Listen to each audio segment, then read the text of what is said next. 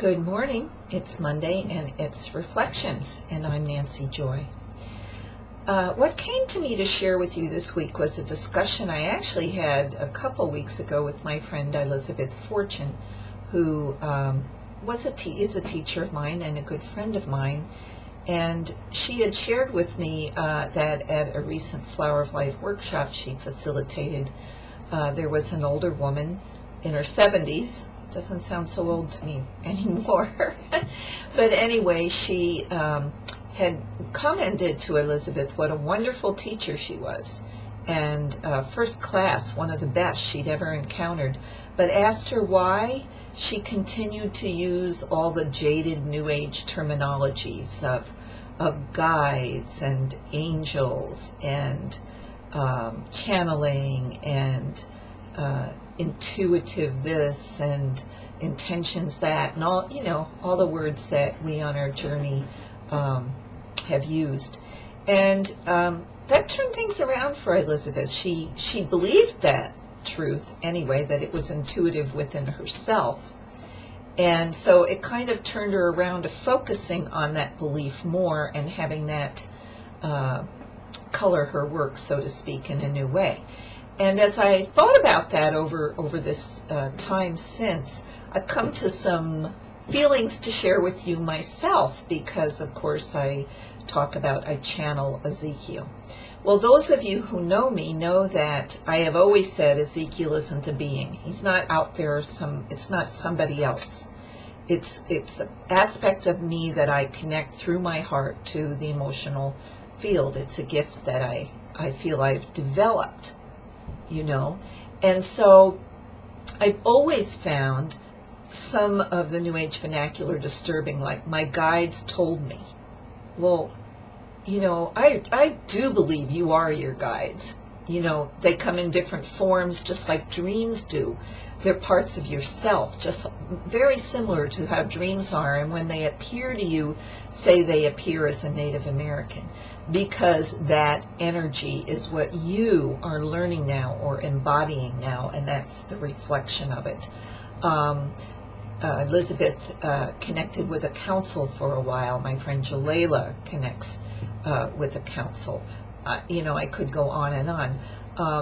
Could it be, and it's my belief, that this connection is parts of your own experience, your cellular memory, who you are, what you feel, translated in the higher consciousness to come through in various ways so that you can understand it and others can understand it.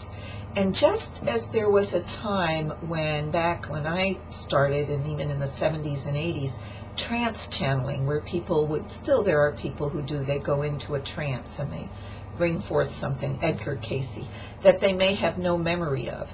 Well, just because they have no memory of it doesn't mean they were unconscious. I'm sure it was their subconscious coming through.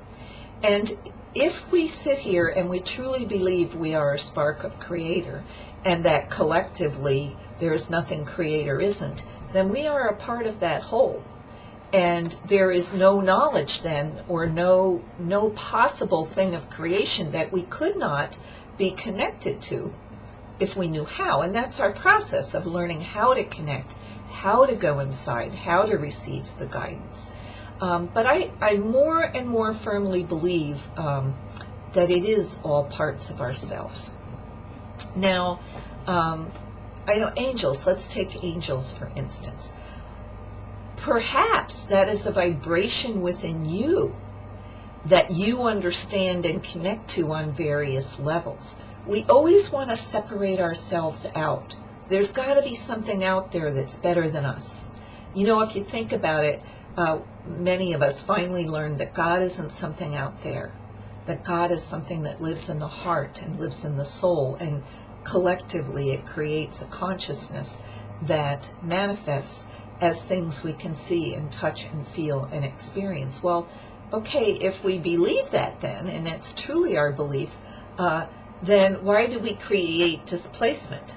Create something out there to tell you what to do. It's hard to claim this. It's very hard to claim this, because in claiming it, number one, a lot of times you don't feel you're vast enough, connected enough, spiritual enough, whatever, to receive this type of guidance. So you're kind of minimizing yourself. On the other hand, the other side of that is if you claim that this is you, then you are responsible for it. Something the unconscious channels could never do. So as we progress to becoming conscious channels. We're very aware of every word we say. For me with Ezekiel, I can set what it is. I believe I set my personality, Nancy Joy, aside. And I get into my heart, and those other thoughts go away, and it allows, like cream rising to the top, it allows something deeper within me to share with all of you, and I have named that Ezekiel. But I really am aware, and I think it is a good thing to understand that we're now ready for the next step, and the next step is claiming that God self, that anything we channel is a vibration within us. If it didn't exist within us, it wouldn't exist, because we are the creator of our reality. Therefore, we are learning to take responsibility and not be victims, to own our pain, to learn and to grow. Well, it goes into the realm of even the fairies and the divas. If there are fairies and divas that are a part of your life, they're real, but they're real because they're a vibration inside of you, an experience that you as God creator have had or embraced or know. It is your knowing. As this lady in Elizabeth's workshop said, it's your knowing. And that's a good word, but all words are limited. Your guidance, your knowing, it's so hard to put a word onto it. So let's get beyond what all the words are for things and get to what we know is the heart and is the truth. So on this Monday morning, I'm sharing with all of you my truth of that connection that we all long for, that's inside of us, of claiming it as your own and understanding you are this and even more, as the famous Nelson Mandela speech said, who are you not to think you could be this great? So these are thoughts to ponder this Monday morning. I would love to hear back from you, because it's a pretty a topic open for debate, but I'm sharing with you the heart of my truth. Have a great week, and we'll see you again next Monday.